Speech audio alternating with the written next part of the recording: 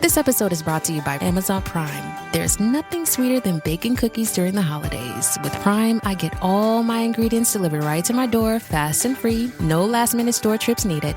And of course, I blast my favorite holiday playlist on Amazon Music. It's the ultimate soundtrack for creating unforgettable memories. From streaming to shopping, it's on Prime. Visit Amazon.com/Prime to get more out of whatever you're into.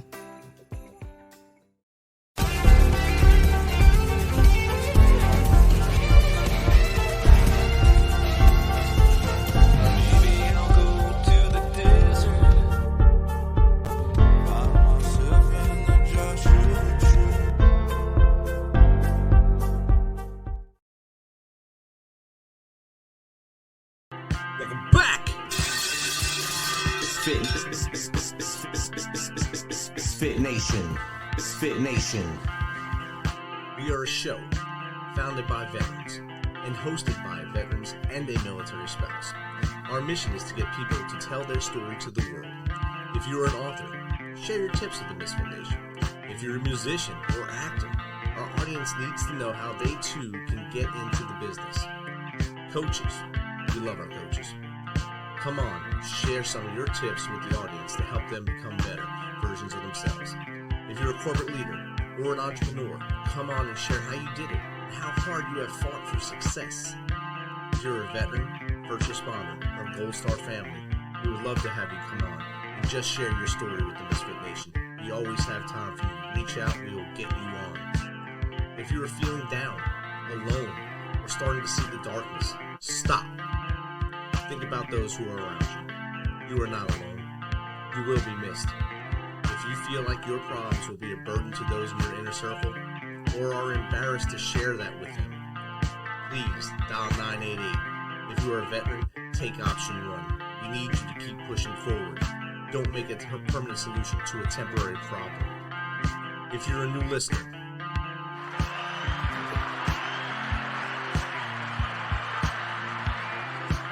welcome to the MisFitNation. Be sure to subscribe to the show on your favorite podcast apps and also on our YouTube channel at @the_MisFitNation. That's _MisFitNation. Subscribe and click the bell. This will keep you up to date with all of our latest episodes and all of our news. You can also find us on Electrocast Media and About Face Radio. This will keep you tuned into us and learn more about our great guests.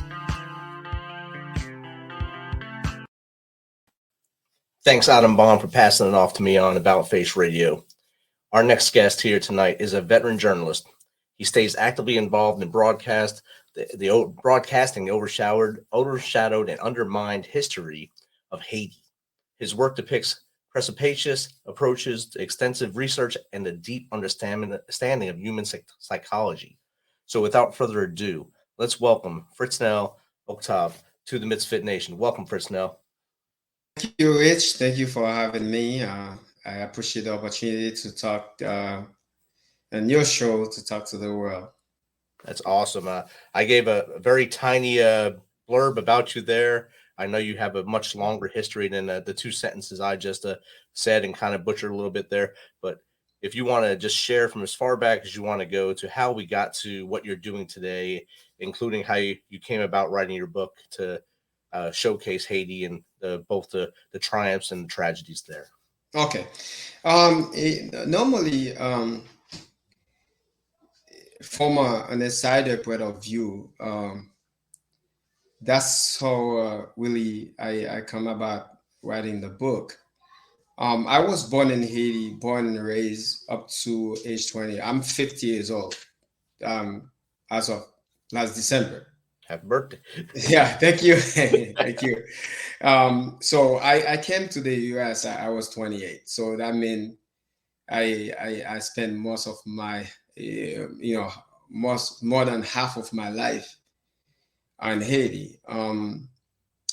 I was born in a remote village. I say remote based on the lack of infrastructure, our basic lack of basic service, basic government presence. That's but not because of distance, because Haiti is a tiny place. It's small. It's the size of Maryland. Okay. Altogether. So Even though you have a lot larger population than Maryland, but then it geographically is not bigger than that. So from one point to another, basically everyone, when you say you're from Haiti, everyone tend to think about Port-au-Prince. Port-au-Prince is where everything happens. That's in terms of the political, social, economic, everything's basically to in my point of view, everything that goes wrong with Haiti, that's where it happened. But what goes right with Haiti is happen outside of Port-au-Prince. So in the rest of the country, it's 95% of the country. So I was born in this a small place called Bombardopolis, which is a sections of the district of Mont Saint Nicolas. Mont Saint Nicolas is where Christopher Columbus landed on the island in December 1492. So they're very close to Cuba, across the passage, the white when the wide wind passage, by probably give and take 65, 70 miles away from Cuba, from Havana. So that's where I was born and raised to up to age 12. And then due to lack of opportunities for schooling, for a lack of high school. So you have high school age in my time, but now it's a little bit better. But in my time, well, someone I was born in 1972. So when you reach the high school level, that basically there's no school area, a good school in the area for you. You have to look for a larger city where you have a little bit of upscale infrastructure and good school, better teachers, and so on. So that's how I moved from by age 12, 13. I moved to Port-au-Prince in quest for better educations and, look back to my people and my family.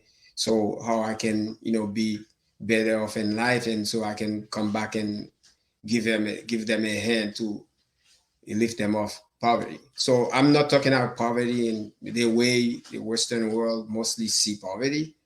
So I'm talking about basic thing that people need to live like decent human being, and then like wood, like running water, things that they don't have necessarily, because they it's require human effort, like to put infrastructure in place for those things to come. But naturally, they have the land, they have the good land for agriculture, they have cattle, cow, horses, goats, and a mule, donkeys, and all these things, and good agricultural crop, bananas and beans and sorghum. I mean, all the rice and potato. They have what they need in terms of resources to survive, but it's mainly for subsistence, because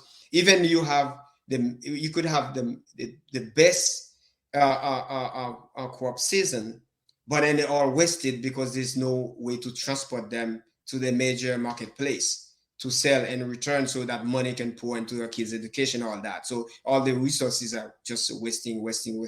So when I was a kid, like a small kid, 5, 6, 7 year old growing up, I didn't see that way. I was happy. I was enjoying life based on what we have in the area, but I didn't have a sense of all these resources are wasting here.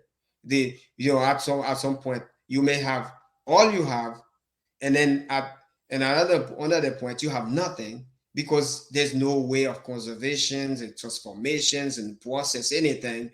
So for a darker day ahead, so everything come handy in probably 1 or 2 months, and then after that, so you're starving. So I didn't make a better sense of that until So I was high school age, and when I was 12, 13, 14 in Port-au-Prince, and I realized that, sometimes I'm hungry, but there's plenty of food back home.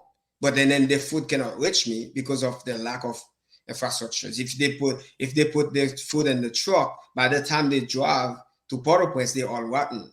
So it's like, and then I started to think really based on obviously how it disenfranchised, how it marginalized the most of the people in the country, even though the country is small, the distance is not that much. The place where I was born and raised is like about 100, give and take 166 miles away from the capital city.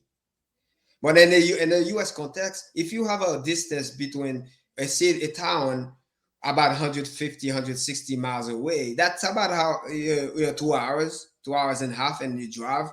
depending on how you drive, and then you reach. But then in my context, even if you have the best pickup truck, like 4x4, like a best SUV possible, and you probably I mean, not probably, it's 6 7 hours of driving Wow. to get there. Though I mean, you shift that to you think about a truck that is loaded with goods to travel that distance, and that's the road conditions, and then you figure out. So it's a tells you all.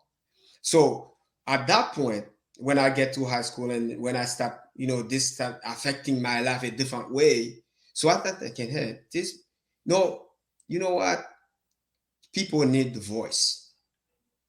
They need a voice to speak out their deception, their damnation. So all that, abandonment by their own people, by their own government, by their own the system that's supposed to be designed to serve them, and then not doing so, the failing them from independence from day one. So and then that's when I really started to think about going into journalism, because journalism at the time was a big thing in the radio, because most of Haiti just listen to radio because they want, and the media industry, they want the people with main players, they want to invest that much in televisions and all the different type of media to make sure they reach everyone, because to 90%, 95% of the population just disenfranchised franchise. So just not, they use them when they want, but it's not like when it comes to service, it is almost zero. So everything is Port-au-Prince. It's everything good Port-au-Prince. Everything people can enjoy. When I never seen a television screen until I come to Port-au-Prince at age 12, 13. Wow. So it radio. So I say, okay. So the best way to reach them, to reach back home, and make sure that I take their voice and bring it up to the authorities' ears, is to involve in radio and broadcasting, and then community radio system. It was a big deal in the 80s, late 80s to 90s. So, and then that's how I started to get involved in reporting and journalism. And so I went, after I finished, I graduated high school, I entered the university, the State University of Haiti, which is a public using university. So I attended, so I studied communications and get involved in journalism.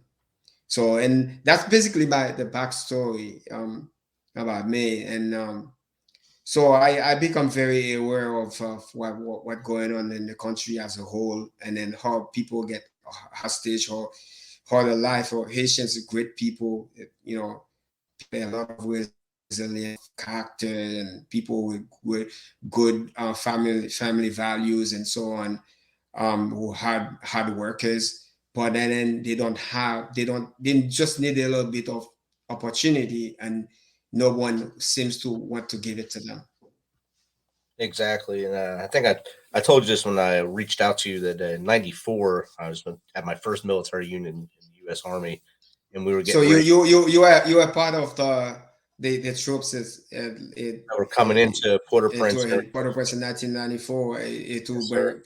to bring Aristide back to power, right? Right. But I Okay. never made it in because of Jesse Jackson and Jimmy Carter. They negotiated peace there, so we got turned Hmm. back, and just some of our guys went forward. My company went back home, but that was the first Hmm. time I ever really thought of Haiti in any context. Because growing up in New Jersey, you don't really talk about it until you Hmm. become a strategic or world stage kind of thing. Hmm. So that was my Hmm. first cross with Haiti, and then my second cross with Haiti was a soldier actually in a Korea. Great soldier. He became an officer in Hmm. U.S. Army, but he was also an amazing athlete. I thought he should have went pro in Hmm. soccer. Rod Hmm. Joseph, a great young man, doing great Okay. things for him. And he loves Haiti. He always talks big about Haiti. He was the first really proud Haitian person I ever Hmm. met. It was really Hmm. great to know him and still know him today. So I appreciate you for your service. I mean, not not just in the context of Haiti, but also in the context of America as a whole. Because to me, the United States of America is the best country on the earth in terms of what it's this country project to humanity. Right. To what I travel over the years. I travel a lot, and I've been to a lot of different places in every continent. So there's no other country like United States that exists, and then that's partly because of the sacrifice of men and women in uniform. So the fighting for freedom everywhere, and then but you can't just go fight, but you have to project an image. You create a level playing field so that it can transcend, that can travel to the world, and then that's America. Look, I really appreciate it. No problem. I appreciate your kind words there for us. How often do you get to go back to Haiti, and how much of your family is still there? When I left Haiti in 2001, yeah, basically, I left Haiti in October 2001 because of a situation that happened with the actual government at the time. There was a certain made up event, like supposedly coup d'etat, but then we in the press, in the media, we had reliable sources that was something that planned at the highest level of government, because they wanted to eliminate especially a member of the press, of the media. Oh wow. So at that time, I was kind of in the center of situations where I had to try to leave the country for a minute, just to let things calm down and go back, and then that I end up staying forever. And but I spent 7 years in Florida. I never traveled back home, and until 2008, and that's when I started to go back home. From there on, I've been going every year, every other year. I go back. I take my kids with me, and they can see things in a different perspective, instead of the staying in the comfort zone in America. That they can see, how the world is, and especially where I'm from. So how fortunate they are to be able to get born in a country like the US, and while they could pretty much be born at home back in Haiti, and their life could have been different. So I tend to do every year, but until recently, COVID hit, and then the things shifted in a different directions and altogether, and plus all this unrest and lockdown, standstill, and Port-au-Prince, because Port-au-Prince is the main port and airport, international airport, and Port-au-Prince is main beside the international airport in Cap Haitian, northern Haiti, like about 200 miles away from Port-au-Prince. So beside that, so you have to go to Port-au-Prince. So I kind of sit back a little bit since 2020, I haven't been back home. So last time was January 2019. Okay. Yeah, I've been back, but before that, every year, it's from 2008, every year, I always go back. So I love that you said you wanted to bring your children there so they can see not just how you grew up, but how other kids grow up. Not just like Mhm. how they have it here in the States, where everything Mhm. is basically right there for them as they walk out their door. There's a store down the street, or not that Yeah, far. It's easy to yeah, get to. exactly. I have from time to time, I have a lot of explanation to give. So it's plain daylight. The kids supposed to be in school. They playing in the street. I have to explain why this kid are not in school and what happened. And people go. People selling stuff in the marketplace and on plain plain view, and so thing that's supposed to be in a different condition for sale. The people hygienic condition, but people can consume it. Say, I have to explain. I have to explain. I have to, You probably yeah. But always now they get older a little bit. They get it. yeah. So you have to press pause every time you're walking down somewhere. All right, this is what's happening here. It's almost like going Exactly. narrating Some a eat a story for banana. Yeah, someone walking on the sidewalk with a banana in their hand, they peel it and then just eat and then throw the skin on the side of the street. They have to explain why they don't put it on the trash can. yeah. Yeah, It's good to yeah, have a tour guide with them that has a lot of history there, 28 years there to reach back and say, this is how when I grew up, this is what your grandmother and grandfather did with me, and this is how I was taught, and this is our culture. This is what you really our real yeah. culture, not Florida. I mean, Florida. I'm sure you have a good circle there, but it's not. It's still not home. Well, yeah, yes, I still have a big. I mean, I come from a very huge family. To make sure story short, I have 12 siblings, but then not now I would say half sibling because I'm the only child born to my mom and my dad together. So my mom has 8 children. The seven other kids, they're not my dad's kid. And then Okay. my dad had 6 of us, so those other 5 are not my mom's. Wow. So you see how that. And then the other day I was counting the nephews and then nieces. So I found 50. 50. Yes. So you see.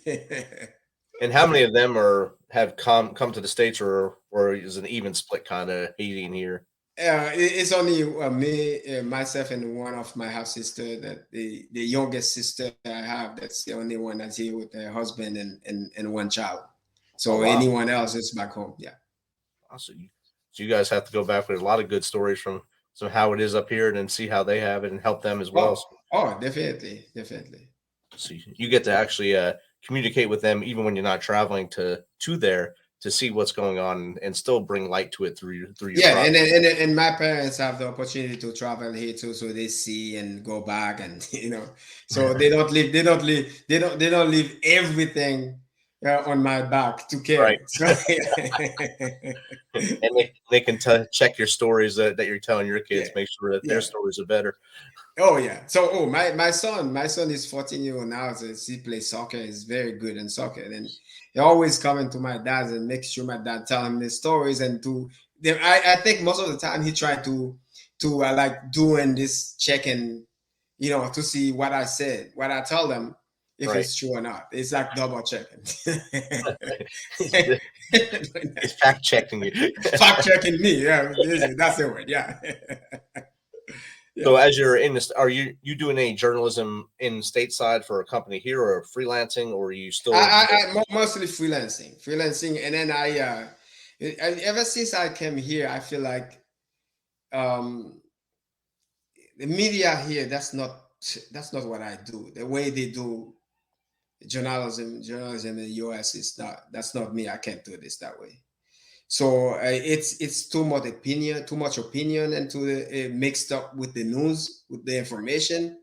Too much. Everyone is a commentator. Everyone is a opinion driven professional.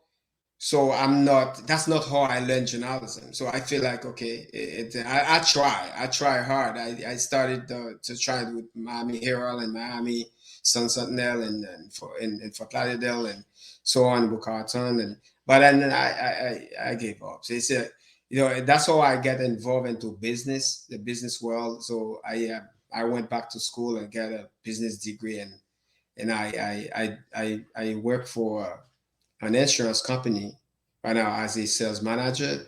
But at the same time, I still get connected with Haiti and try to make sure that the real information get rich people they need to reach.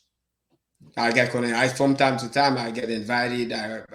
So I co-host a little bit in some Nice. community radio stations and stuff like that, and some podcasts, some different program, people streaming online and so on. I participate, but I don't have one set of a program that I'm regular on. So I try to think about setting up a podcast so for me to be more consistent on that. Right. But probably that for the future a little bit. Yeah. Yeah, that'll definitely help get your voice to a whole different audience, more than what you do right now. I'm sure you have a good audience that you are able to reach right now. But the podcasting, for me at least, I didn't realize how quick it would go around the world, and it hit. I thought it was right when COVID was going on. So you see on the COVID maps how like the colors are changing as it was spreading. So I was kind of looking at mine to see the colors changing as well.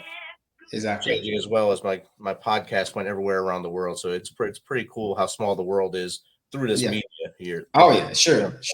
And then that's how I come up with the idea of writing the book. Because I feel like a lot of stuff that was being said about Haiti, either they have a lot of element of truth to it, but it's not the complete truth, or certain other elements of history that's completely irrelevant or not really the truth. And so certain part of the stories and you see in mainstream media, sometimes they bias and prejudices and not possibly how things happen in the real world in that country. So, and then a lot of things are misrepresented. So you have the majority, the most part of the country where things don't really work the way it's supposed to because people just left alone. They do just try to a different struggle by themselves. They don't have support. There is no support system around them. I'm talking about the government institutions that really well equipped and well organized, well structured to support people. You don't have that, and then because you don't have that, it look like those people are so poor. But then there's plenty of resources and that just wasting. So I feel like someone need to raise this, ignite that debate and open up and show the world a little bit better than they are accustomed to, or they know better than what they know from this mainstream media or some foreign historian, not necessarily really understand the context of things, just put things out there based on their own perspective. So me, as someone who really lived it, just write a book that people can really get the real information. That's exactly right. And you brought up a very big point there about mainstream media and how they're professional men and women, but when they sign that contract to be with X, Y, or Z, they got to go with the beliefs of X, Y, and Z. They can't have their own. Oh yeah, they tie to that company, and then they lose all this sense of independence and their mind. Right. So they have to write along those lines, or they get disappeared. Basically, you don't see them ever again. Yeah, you see, if the ugly, the negativities, and that's what's is sold and those media settings. So, and there is not the fault of the reporters for per se to do that, but because they tired, they bond with a contract to just do that, and even though they probably have their heart at doing the right thing, but they can't the exact bunch that. Right. So that's why I feel like, okay, there's something here I can do independently because I'm not tied to any contract with anybody. I can freely speak my mind. And then Exactly. that's the greatest thing about America. Because back home, when I try, and then I was in danger. Right. Exactly. And now you're on the other side. You're able to highlight everything as the truth is, and Yes. show that bright light. As an independent journalist, it's a Yeah. lot easier for you to do that.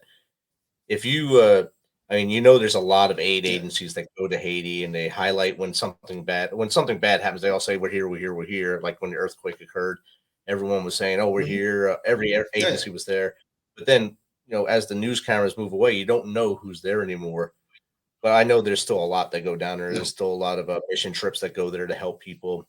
If you could Oh reach yeah. out and say, "Hey, this is what we need in Haiti right now," what would be your top three things for aid agencies to bring down there? The first of all is education, Okay. because despite all the school we have, but the system is so broken. It's so broken. It's so designed to fail the kids so much that we need to revamp to transform that system.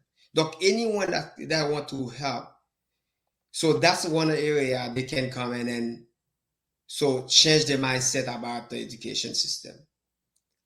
Push people in power and position to lead, to do the right thing in favor of that. Let me use an example, you kind of got where I come from on that. Haitian the education system the Haitian people inherit is an imported system from France. The colonial power we defeated in 1804 to become independent as a nation. So that system is designed to fail the kids if you part of the majority, except for a tiny elite that uh, who identify themselves as European. That system served to the best, but for the majority, is a system designed to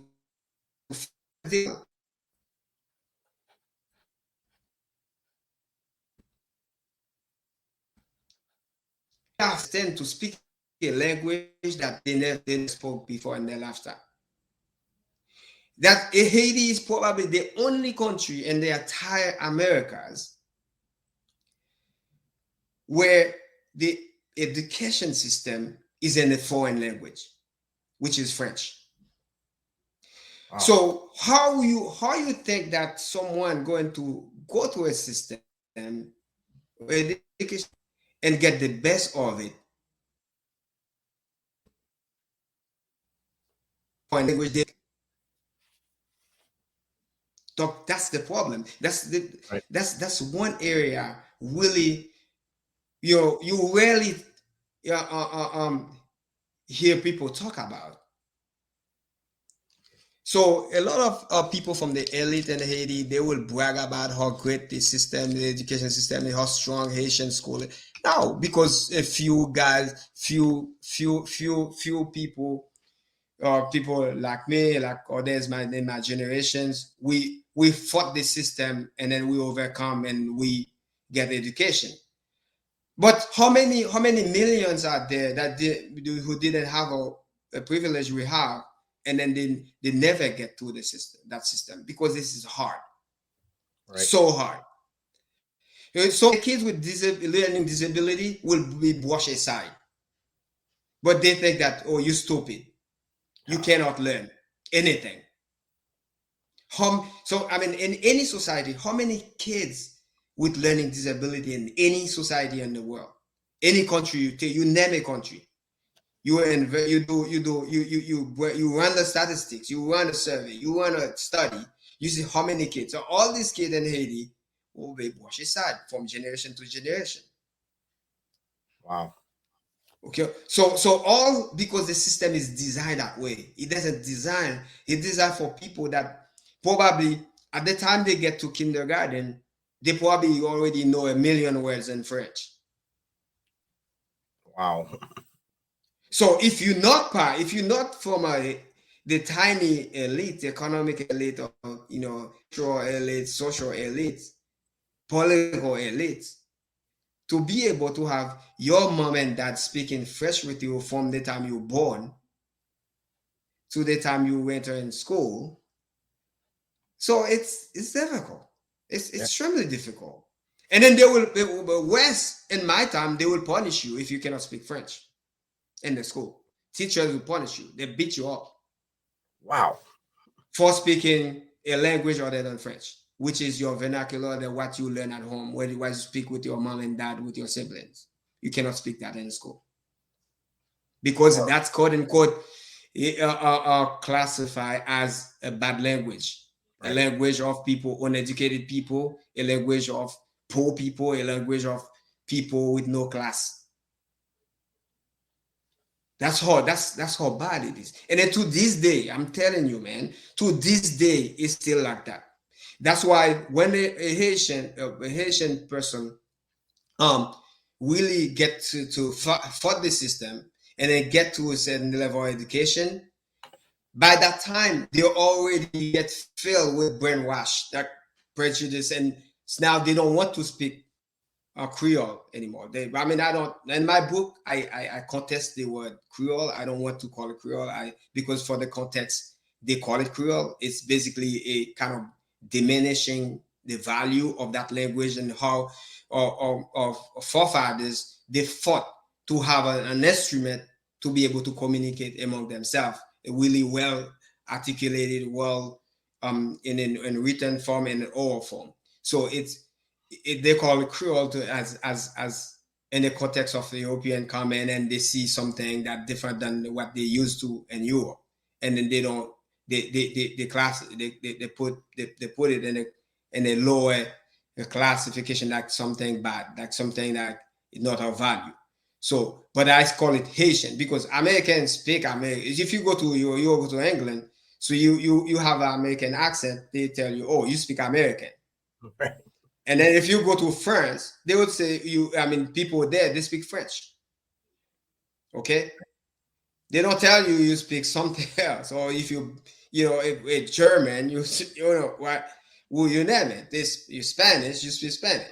You're from Spain, you speak Spanish. So why would we are ashamed to say we speak Haitian?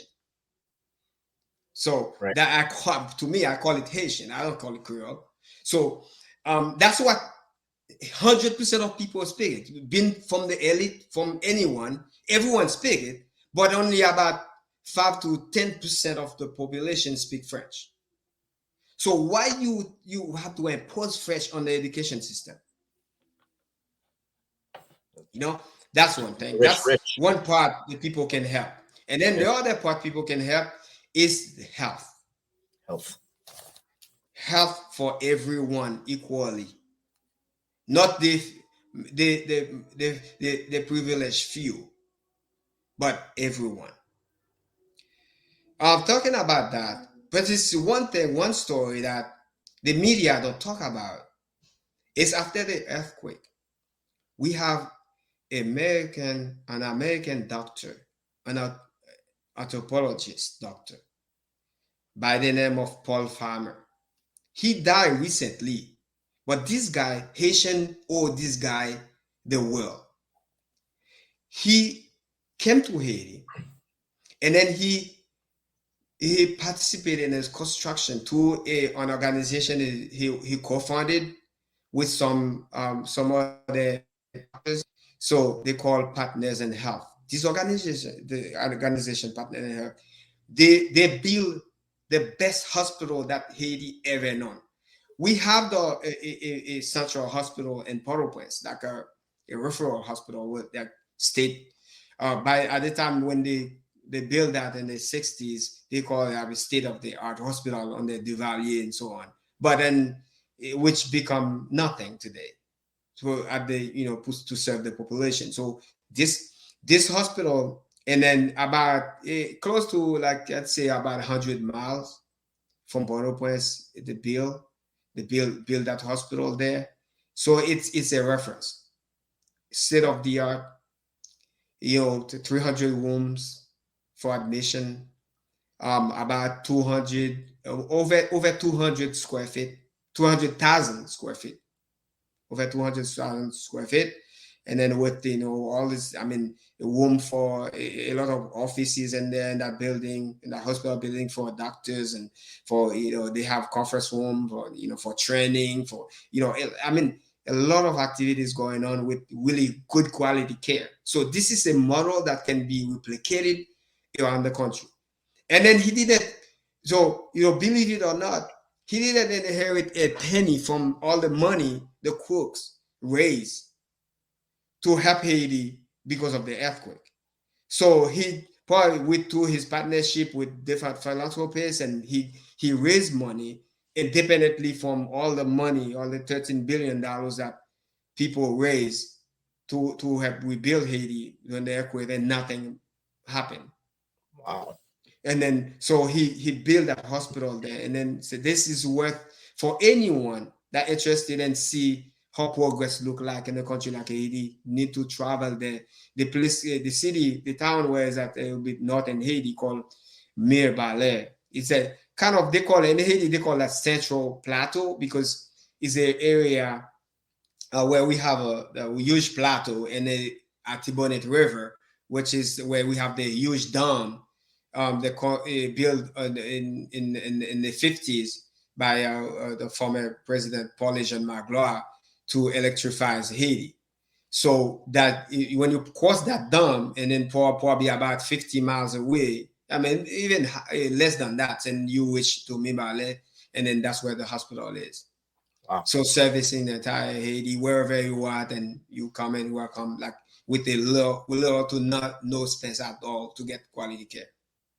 That's how. So these are stories that you want to be the world to know, not like when you have an earthquake or you have you have a hurricane, and then everybody talking about it, blah blah, like the countries they welcome to an end in Haiti, or gangs and this and that and kidnappings, because you kidnap one person to it because of a bad drug deal that happened, and then kidnapping happens, and they would talk about it like the whole country is in kidnapping, and which is not true. It's a little section in Port-au-Prince where these crooks, they're doing their thing politically, economically, and all that, and then all this thing clashing, all these different interests clashing in there. Okay, not that the country doesn't have problem. That's not what I mean. There's a problem, but then it's not to the extent that most people talking about in the international media. Right. But the good stories happening everywhere in remote area in terms of lack of government presence, and how everything is centralized in Port-au-Prince. So, but nobody talk about all these different missions. I am a product of mission, because if it was not for North American missionaries like the Southern Baptist missionaries, from America, from North America, Canada, and US alike, so probably I wouldn't be here talking to you. I'll probably be a different person, very like so many unprivileged in Haiti. Okay. Yeah. So you're very early on. And at my time when I attended school age, there was no government school, no public school in my area. It's only in the few schools that were there is mission school, Protestant and Catholic alike.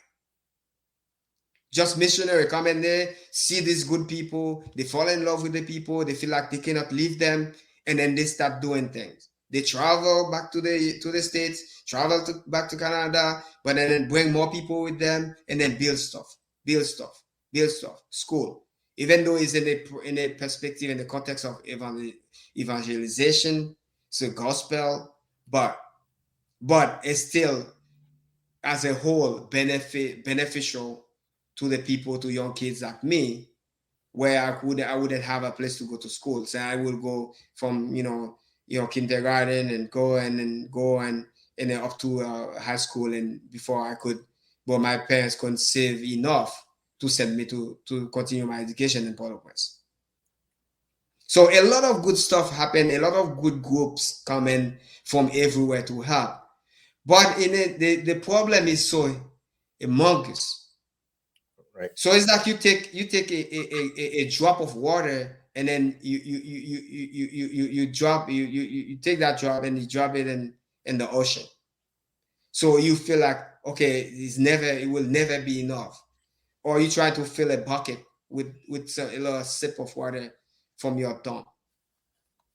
So how long it will take you to realize that dream? So that's basically what it is. But that doesn't mean there's not good stuff happening. People doing things that really benefits people, and then that's why I always where has come from. When I tell people, when people ask me how really we can help Haiti, I say if you want to really have Haiti, involved with grassroots organization, people really on the ground that have put their boot on the ground, where people have needs, and then they're there with them, suffering the lack of infrastructure, lack of everything, the basic that human being should need to make with your hand to make life better. So go there, talk to these people, ask them what they need.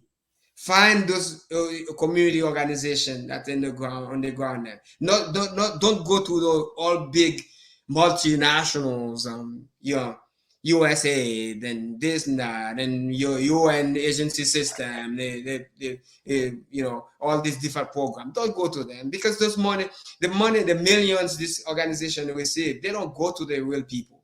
What they go to crooks, to politicians, to people, lobbyists, the money go to logistics, heavy luxury lifestyle for so-called the helpers and people that come and that they call them technicians or agents, and they will come into the country, just drain the money. It's like the money from one pocket and then go back to the other pocket, and they never reach the people. It's three great things you brought up there, Fritznel. Education, that's I think top for many countries around the world. Healthcare, also, that's a big one, and I really like that last one you said. Go and help with grassroots organizations, so the help is actually getting there. Fritznel, thanks for joining us tonight on the Misfit Nation. How does someone get in contact with you or find out more about what you're doing, and maybe jump in and help you with your projects? I have a website. It's very simple, because I made it purposely so people can reach me very easily. It's on my name, fritzneloctave.com. If you go, you land into that page, my webpage, you find ton of contents and information. Not just my book Haiti Between Pestilence and Hope. Not just that book. You can get acquainted with, but also other great contents I put on the website, on the blog, so people can get to understand better, understand Haitian better, why Haitian leave home to go to migrate to the United States, to Canada, to South America, to Latin, some places, other places in the Caribbean, and especially the Dominican Republic, which is basically the same land. It's one line, one border in between us. So history split us, but then we one people. Look, how you understand all this. So you will find this on my website, fritzneloctave.com. And also my book is on Amazon, on Barnes and Nobles, and every major retailers, online retailers where books are sold. They can find my book, go by my name or by the title, Haiti Between Pestilence and Hope. Also, all the different social media platform, LinkedIn, on there, Facebook, Twitter, Instagram. So if you Google my name alone, so you be able to get in touch with me and we can go about, and how, if anyone want to do something positive for Haiti, and how I can direct them to the right channels and do things to benefit the people. Outstanding. Thank you for taking some of your time tonight and to hang out with the Misfit Nation. Thank you. I appreciate the opportunity to be on your show. As I said before, Doc, it's a great privilege to be with you today. Awesome, and have a great night. Yeah, you too. Thank you. Thanks for checking us out and being a part of the Misfit Nation. Don't forget to visit our website at themisfitnation.com. That's themisfitnation.com to catch up on all of our episodes and also to get some of that great Misfit Nation gear. As always, be humble, stay hungry, and keep hustling, because we are